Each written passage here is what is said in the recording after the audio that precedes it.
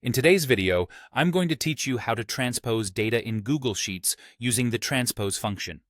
If you've ever wished you could flip your rows into columns or turn columns into rows without manually copying and rearranging everything, this is exactly what you need. Start by opening your Google Sheets document so you can see the data you'd like to flip.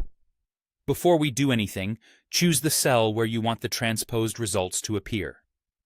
Think of this as the top left corner of the new layout.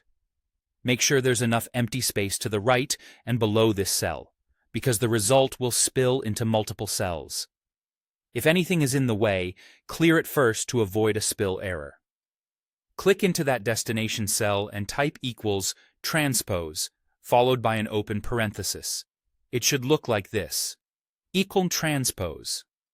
The equal sign tells Sheets you're entering a formula, and the transpose function is what does the flipping for you. Now, select the range you want to transpose. You can click and drag to highlight it, for example A1 through C3, or you can type the range directly. This range should be a neat rectangle, no gaps, no merged cells.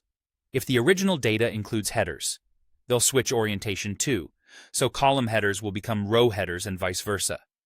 If you plan to copy this formula to other places, consider locking the range with absolute references, like A1, C3, so it doesn't shift when moved. Once the range is in place, close the parenthesis and press Enter. Google Sheets will immediately return your transposed data, turning rows into columns and columns into rows. You'll see the entire block spill out from the cell you selected, matching the shape of your original range, but rotated across the opposite direction. A helpful note: the transpose formula is dynamic. That means if you change the original data, the transposed output updates automatically. This is great for dashboards and reports that need to stay in sync. If you ever need a fixed snapshot instead, you can copy the transposed results and paste values only to break the link. If you run into a spill error, it usually means something is blocking the cells where the result needs to go.